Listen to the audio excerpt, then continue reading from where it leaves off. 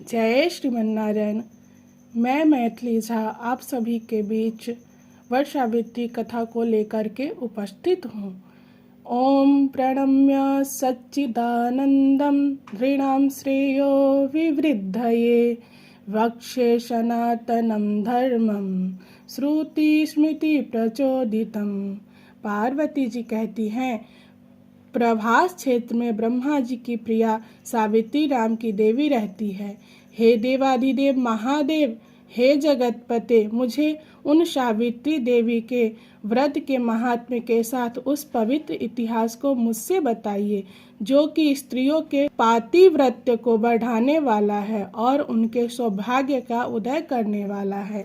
महादेव ने कहा, हे महादेवी, मैं आपसे प्रभास क्षेत्र में रहने वाली सावित्री देवी के महत्वपूर्ण चरित्र को कहता हूँ। हे महेश्वरी, राजकन्या सावित्री के द्वारा विधिवत किए हुए उस व्रत की विधि को कहता हूँ। पुराने समय में मद्र देश मद्रास में अश्वपति नाम का एक राजा रहता था। वह सभी का प्रिय और सबके हित में सदैव लगा रहता था।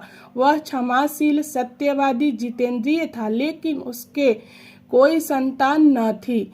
वह राजा तीर्थाटन करता हुआ प्रभास क्षेत्र में आ गया जहाँ सावित्री की स्थली थी। उस राजा ने अपनी पत्नी के साथ सावित्री नामक व्रत को किया जो समस्त कामनाओं की पूर्ति को करने वाला था।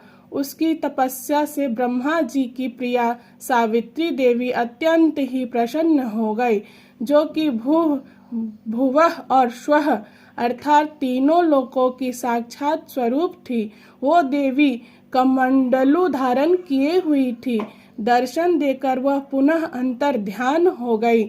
बहुत समय के बाद उस राजा को पुत्री की प्राप्ति हुई, जो कि देखने में साक्षात देवी की ही रूप लग रही थी। राजकुमारी सावित्री बड़ी हुई और यौवनावस्था को प्राप्त हो गई। वह बड़े ही कोमल अंगों वाली, पतली कमर वाली और सोने के समान गौड़ वर्ण की थी। जो भी उसे देखता वह उससे विवाह करने की इच्छा रखता। वह बड़ी आंखों वाली, अपने तपस्या के तेज से चमकती रहती थी। सावित्री भृगु जी के बताए हुए व्रत को किया करती थी। वो वास करके, सिर से स्नान करके, देवता के दर्शन करने, देवालय जाकर हवन करके ब्राह्मणों को बुलवाया करती थी। उनकी सेवा करके प्रसन्न मन से सखियों के साथ साक्षात लक्ष्मी स्वरूपा सावित्री प्रसाद ग्रहण किया करती थी। अपने पिता के चरणों में जाकर प्रणाम करके, प्रसाद निवेदित करके उनके पीछे ही हाथ जोड़कर बैठ जाती। अपनी पुत्री को यौवन अवस्था को प्राप्त देखकर राजा अपने मंत्रियों के साथ पुत्री के विषय में चर्चा करते हैं कि मुझे अपनी पुत्री के योग्य वर नहीं दिख रहा है। मैंने धर्मशास्त्रों में यह पढ़ा है और सुन रखा है, समय पर यदि पुत्री का विवाह समय पर न किया जाए तो पिता को ब्रह्म हत्या और पुत्री को कलंक लगता है। इसीलिए पुत्री तुम्हें भेजता हूँ, जाओ स्वयंवर करना, बूढ़े मंत्रियों के साथ जाओ। सावित्री इस प्रस्ताव को स्वीकार करके चल पड़ी। वह राजर्षियों के सुंदर तपोवन को पहुंची। वहां जाकर उसने सम्मानित बुजुर्गों को चरण छूकर प्रणाम किया। फिर वहां से सभी तीर्थों और आश्रमों को भी गई। सावित्री मंत्रियों के साथ पुनः लौटकर घर को चली आई। वहां उसने देवर्षि नारद को देखा। मधुर मुस्कान के साथ बोलने वाली सावित्री ने देवर्षि नारद को ऊंचे आसन पर बिठाकर प्रणाम किया और अपने वन भ्रमण के कारण को बताया। सावित्री ने कहा, साल्वों में एक धर्मात्मा राजा है जिनका नाम द्युमत्सेन है। दैव योग से वह अंधा हो गया है। द्युमत्सेन अपनी पत्नी के साथ वन को चला गया। उनका पुत्र परम धार्मिक सत्यवान ही मेरे अनुरूप मेरा इच्छित पति है। नारद जी ने कहा, अरे सावित्री के लिए राजा ने बहुत कष्ट किया है। इसने लड़कपन के कारण ही सत्यवान को पति रूप में वर्णित कर लिया है। इसके पिता सत्य बोलते हैं, माता भी सत्य बोलती है। सत्य बोलने के कारण ही मुनियों के द्वारा इसका नाम सत्यवान रखा गया है। दान और गुण में वह रंती देव के समान था, अतुलनीय और बलवान था। सत्यवान के समान आज तक कोई दूसरा न था, किंतु उसमें एक दोष था कि उसका 1 वर्ष के भीतर ही मृत्यु हो जाएगा। नारद जी की बात सुनकर राजकुमारी सावित्री ने राजा से कहा, राज परिवार के लोग एक बार ही बोलते हैं, ब्राह्मण समाज भी एक बार बोलते हैं, कन्यादान भी एक ही बार किया जाता है। ये तीनों कार्य एक बार ही किया जाता है। दीर्घायु हो या अल्पायु, सगुन हो या निर्गुण, मेरे द्वारा एक ही बार पति का वरण किया जाएगा, दूसरी बार नहीं। मैंने मन से निर्णय करके ही अपनी बात बोली है। कार्य को कर लेने के बाद मन प्रमाण मात्र ही होता है, अर्थात दोबारा तर्क करने से क्या लाभ। नारद जी ने कहा, यदि इसकी ऐसी ही इच्छा है तो शीघ्र ही ऐसा कर दिया जाए। निर्विघ्नता के साथ अपनी पुत्री सावित्री का कन्यादान कर दीजिए। ऐसा कहकर नारद जी स्वर्ग को चले गए। राजा ने अपनी पुत्री के सारे वैवाहिक कर्म वैदिक ब्राह्मणों के मार्गदर्शन में शुभ मुहूर्त में विधि विधान से करवाए। सावित्री भी अपने मन चाहे पति को प्राप्त करके ऐसी प्रसन्न हुई जैसे कि उसने अपने पुण्यों से स्वर्ग की प्राप्ति की हो। फिर उनके आश्रम में वहीं रहने लगी। हे पार्वती, देखते देखते समय बीतता गया। सावित्री के मन में नारद जी की कही हुई बात सदैव स्मरण रहती। बहुत समय बीतने पर जिस दिन राजा सत्यवान के मरने का समय आया, ज्येष्ठ मास के शुक्ल पक्ष में द्वादशी तिथि के संध्या के समय नारद जी के कहने पर मृत्यु होगी, ऐसा सावित्री विचार कर रही थी। चौथे दिन मृत्यु होगी ऐसा सोचकर सावित्री ने त्रिरात्र का व्रत करके आश्रम में दिन रात रहने लगी। उसने वहां त्रिरात्र रहकर स्नान करके देवताओं को तृप्त करके अपने सास ससुर की चरण सेवा किया। प्रातः काल सत्यवान कुल्हाड़ी लेकर वन में जाने को तैयार हुआ। सावित्री भी अपने पति के साथ पीछे पीछे चली। सत्यवान ने जल्दी जल्दी फल फूल कुसा आदि इकट्ठा कर लिया और सूखी सूखी लकड़ियों का बोझा भी तैयार कर लिया। वह बोझा लेकर जा रहा था कि मार्ग में उसके सिर में बहुत पीड़ा होने लगी। तब उसने वह बोझा नीचे रख दिया और बरगद के पेड़ का सहारा ले लिया। उसने सावित्री को कहा, मुझे सिर में बहुत पीड़ा हो रही है सुंदरी, मैं कुछ देर यहीं तुम्हारी गोद में सोना चाहता हूँ। दुखी होकर सावित्री ने कहा, हे महाबाहु, आप यहीं विश्राम करें, उसके बाद ही हम विश्राम करने हेतु अपने आश्रम को जाएंगे। जब सावित्री अपनी गोद में अपने पति का सिर रखकर उन्हें विश्राम दे रही थी कि तभी वहां उसने काले रंग के एक पुरुष को आया हुआ देखा। वह सूर्य के समान तेजस्वी था। उसने अपने सिर पर मुकुट और पीले वस्त्र धारण कर रखे थे। सावित्री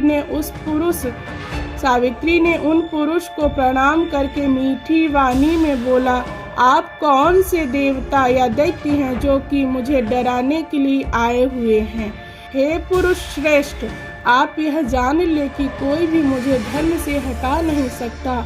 उसके लिए मैं जलती हुई अग्नि की शिखा के समान हूँ। यमराज ने कहा, मेरा नाम सभी लोगों को डराने वाला संयमन यम है। हे पतिव्रता, तुम्हारे पास में जो यह तेरा पति है उसकी आयु समाप्त हो चुकी है। मेरे यमदूतों से न हो सका, इसीलिए मैं स्वयं इसे लेने के लिए आया हूँ। ऐसा कहने पर यम के प्रभाव से उसके यमपाश के स्पर्श के कारण सत्यवान के शरीर से अंगुष्ठ मात्र का पुरुष बाहर निकला। इसके बाद यमराज उसे लेकर पितृलोक की ओर चल पड़े। सुंदरी सावित्री भी उनके पीछे पीछे चल पड़ी। यमराज ने पतिव्रत्य से व्याकुल सावित्री को कहा, हे सावित्री, अब तुम लौट जाओ। यह मार्ग किसी के लिए भी पीछा करने योग्य नहीं है। सावित्री ने कहा, न तो मैं थकी हूँ, न ही मुझे कभी कोई ग्लानि ही रहेगी। मैं अपने पति का पीछा कर रही हूँ और वह भी विशेष करके उनकी सन्निधि की प्राप्ति के लिए। सताम संतो गति नान्या स्त्रीणां भर्ता सदा गति वेदो वर्णाश्रमाणांच शिष्याणांच गतिर्गुरुः सर्वेषामेव भूतानां स्थानमस्ति भूतले भर्तारमेकमुत्सृज्य स्त्रीणां नान्यः समाश्रयः। सज्जनों की गति सत्य ही है। सज्जनों की गति सत्य ही है। स्त्रियों की गति उनके पति ही है। वर्ण और आश्रम पर चलने वालों के लिए वेद ही गति है। शिष्यों के लिए गुरु ही गति है और अन्य सभी प्राणियों के लिए यह धरती ही गति है। एक पति को छोड़कर स्त्री का कोई दूसरा आश्रय नहीं है। और इसी प्रकार के अन्य मधुर वाक्यों के द्वारा सावित्री ने सूर्य पुत्र यमराज को प्रसन्न कर लिया। तब यमराज ने कहा, हे देवी, मैं तुमसे प्रसन्न हूँ, मुझसे कोई वरदान मांगो। उसने कहा, मेरे महात्मा ससुर का खोया हुआ राज मिल जाए, उनकी आंखें उन्हें मिल जाए, पिता के 100 पुत्र और मुझे भी 100 पुत्र हो, और मेरे पति भी जीवित होकर धर्म की शाश्वत सिद्धि अर्थात मोक्ष के अधिकारी हो। धर्मराज ने वरदान देकर उन्हें विदा कर दिया। इस प्रकार से पति को प्राप्त करके सावित्री प्रसन्न मन से अपने पति के साथ आश्रम को लौटी। ज्येष्ठ मास की पूर्णिमा तिथि को इस व्रत को विधिवत किया। इस व्रत के महात्म्य से राजा को अपनी आंखें पुनः प्राप्त हो गई और उसने अपने निष्कंटक राज्य को प्राप्त कर लिया। इनके पिता को भी 100 पुत्र हुए और उसे भी 100 पुत्र की प्राप्ति हुई। इस प्रकार मैंने इस व्रत के संपूर्ण महात्म्य को आपसे कहा। भगवती पार्वती ने कहा, हे देव, सावित्री की महत्वपूर्ण चरित्र अद्भुत है। उसकी व्रत कैसी है? ज्येष्ठ महीना में उसका विधान कैसे है? उस व्रत का देवता कौन है? उसका मंत्र क्या है? उसका फल क्या है? हे महेश, मुझे विस्तार पूर्वक इस सनातन धर्म को कहें। महादेव ने कहा, हे देवी, सावित्री व्रत को आदर पूर्वक सुनो। जिस प्रकार से अनुष्ठान किया गया उसके संपूर्ण विधान को सुनो। ज्येष्ठ महीना के त्रयोदशी तिथि को दातुन करके त्रिरात के नियम करके उपवास करे। यदि त्रयोदशी को उपवास न कर सके तो नक्तभुक्त अर्थात रात्रि में एक बार भोजन करे। जितेंद्रिय रहे। चतुर्दशी तिथि को किसी से कुछ न मांगे और पूर्णिमा को उपवास करे। नित्य ही किसी तालाब या पवित्र नदी या झरने या कुएं में स्नान करके सभी तीर्थों में स्नान का फल प्राप्त करे। विशेष करके पूर्णिमा के दिन सरसों और मिट्टी का लेपन करके जल से स्नान करे। एक पात्र में 1 सेर बालू रखे या जौ साली और तिल आदि धान्य को लेकर बांस के पात्र में टोकरी में एक जोड़े कपड़े में सोने की या मिट्टी की या फिर लकड़ी की सुंदर सी सावित्री की प्रतिमा को रखे। 2 लाल कपड़े को सावित्री जी के लिए और ब्रह्मा जी के लिए, एक सफेद कपड़ा ब्रह्मा जी के साथ सावित्री माता की यथाशक्ति गंध, सुगंधित पुष्प, धूप, नैवेद्य, दीपक, भरे हुए कसोरा, पके हुए पेठा, ककड़ी के फल, नारियल, खजूर, कैथ, अनार, जामुन, जमीरी, नारंगी, अखरोट, कटहल, जीरा, अदरक, गुड़, नमक, बांस की डलिया में अंकुरित सप्त धान्य आदि से पूजन करें। रेशमी वस्त्र से सुशोभित शुभ कुमकुम, केसर आदि से सुशोभित होकर ब्रह्मा की प्रिया सावित्री अवतार लेती है। उन सावित्री को ब्रह्मा जी के समान मंत्रों से पूजन करे। पुराणों में इनके लिए एक दूसरा मंत्र भी आया है। ओंकार पूर्वके देवी वीणा पुस्तक धारिणी, वेदांबिके नमस्तुभ्यं वैधव्यं प्रयच्छ मे। ओमकार से युक्त देवी, वीणा पुस्तक धारिणी, वेदों की माता, आपको प्रणाम। हमें अवैधव्यता अर्थात सदा सुहागनी होने का वरदान प्रदान करे। इस प्रकार से विधिवत पूजन कर जागरण करना चाहिए। गीत संगीत की ध्वनि के साथ नर नारी के समूह नाचते गाते हुए व्यतीत करें। गीत संगीत हंसते हुए प्रसन्नता के भाव के साथ करें। ब्राह्मण के द्वारा सावित्री की कथा जरूर सुने। जब तक प्रातः काल न हो तब तक गीत और भाव के माध्यम से ब्रह्मा जी के साथ सावित्री का विवाह करवाएं। 7 दंपति के सफेद या निर्मल वस्त्र प्रदान करें। वेद के विद्वानों के लिए सारे साजो सामान के साथ घर का दान करके सावित्री व्रत को निवेदित करें। इस प्रकार से सावित्री कल्प जो जानने वाले, सावित्री की कथा को कहने वाले, दैवज्ञ, उच्चवृत्ति धारण करने वाले, खेत में गिरे हुए अनाज से भरण पोषण करने वाले, दरिद्र, अग्निहोत्री कर्म करने वाले ब्राह्मणों को इस प्रकार से रात्रि में दान करके निमंत्रण देवे। पूर्णिमा के दिन 14 जोड़ों को बरगद के पेड़ के नीचे भोजन करावे। प्रभात काल में उषा काल होने पर भक्ष्य भोजन आदि पदार्थों को सावित्री पूजन स्थली पर ले आवे। पवित्रता के साथ रसोई बनाकर उसकी रक्षा करे। ब्राह्मणों को उनकी पत्नी के साथ बुलवावे। सावित्री पूजन स्थली पर ही उनको पैर धोएं। स्नान करा के पवित्र हुए ब्राह्मण अपनी पत्नी के साथ वहीं बैठे सावित्री माता के सामने ही दंपति को भोजन दे। उनके भोजन करने से ही मेरा भोजन हो जाता है, इसमें संशय नहीं। दूसरे के भोजन कराने से भगवान विष्णु भोजन कर लेते हैं।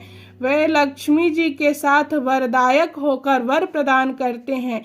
तीसरे के भोजन कराने पर ब्रह्मा जी सावित्री के साथ भोजन कर लेते हैं। हे महादेवी, उस सावित्री पूजन स्थली पर एक एक के भोजन कराने पर करोड़ों लोगों को 18 प्रकार के षड्रस भोजन कराने का फल प्राप्त होता है। विधवा न कुले तस्य न वंध्या न च दुर्भगा, न कन्या जननी चापि न च स्यात् भर्तुरप्रिया। अष्टौ दोषास्तु नारीणां न भवन्ति कदाचन। उसके कुल में न तो कोई विधवा होती है, न कोई बांझ होती है, न कुरूप होती है, न केवल पुत्री जन्म देने वाली होती है अर्थात पुत्र की प्राप्ति होती है, न पति की अप्रिया होती है, पति उससे खूब प्रेम करते हैं। इस प्रकार के 8 दोषों से सावित्री व्रत करने वाली सदैव मुक्त हो जाती है। इसीलिए पूरा प्रयास करें। सावित्री पूजन स्थली अर्थात बरगद के आगे भोजन कराना चाहिए। हे देवी, कभी स्त्रियों को कटु, चट, नमकीन, खट्टा को कषैल्या भोजन नहीं करना चाहिए। पवित्रता के साथ बने हुए प्रसन्नता प्रदान करने वाले 5 प्रकार के मधुर व्यंजन होने चाहिए। प्रथम घी और बहुत दूध से युक्त मलपुआ होने चाहिए। दूसरे में अशोक के फूल होने चाहिए। तीसरे में खजूर होने चाहिए। चौथे में गुड़ और घी होने चाहिए। यह पुरुषों को प्रसन्न करने वाली और स्त्रियों का प्रेम बनाती है। धन धान्य से युक्त होकर सैकड़ों नर नारी से युक्त परिवार देता है। कुएं से उसके कुल का नाश नहीं होता है, न ही ज्वर, न मानसिकता ताप, न दुख और न वियोग ही होता है। अशोक के फूल के दान से 21 कुल तक की बहुएं पुत्रों के साथ अनेक दास दासियों के साथ भरी पूरी रहती हैं। जो पूरी दान करते हैं वे अपनी संततिवान वधुओं के साथ कुल में रहती हैं। ब्रह्मा जी ने ऐसा कहा कि दही, चीनी, श्रीखंड, लड्डू को प्रदान करने वाली युवतियां निसंदेह अपने कुल को प्रसन्न करती हैं और उनके सारे कार्य सिद्ध हो जाते हैं। इस प्रकार सुहागिन स्त्रियां की पूजा करने से सुंदर शरीर वाली पुत्रवान साध्वी, सदैव बढ़ने वाले धन्य धान्य से युक्त और जन्म जन्मांतर में हजारों को भोजन कराने वाली होती है। प्रसन्न करने वाले मधुर अंगूर का पान, इमली के रस का गुड़ के साथ पान, गन्ने के रस से युक्त जल का पान कराने वाले पदार्थों को सुहागिनियों और ब्राह्मणों को देने चाहिए।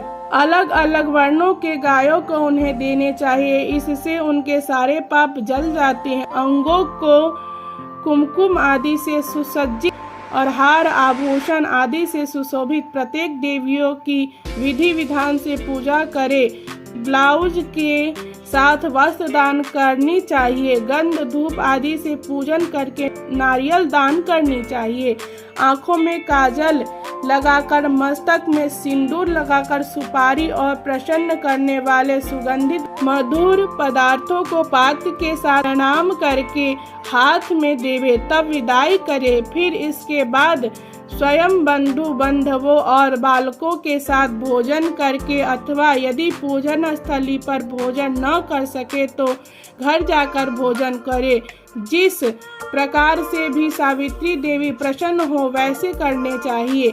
इस प्रकार से घर आकर पितरों को पिंड आदि प्रदान करे, श्राद्ध करे। ब्रह्मा जी के द्वारा उस दिन सारे पितर प्रसन्न कर दिए जाते हैं। तीर्थों से 8 गुना ज्यादा पुण्य की प्राप्ति घर में श्राद्ध करने से होती है। ब्राह्मणों के द्वारा दिए गए श्राद्ध को नीच लोग न देखें, एकांत में छिपकर पितरों को श्राद्ध देने चाहिए।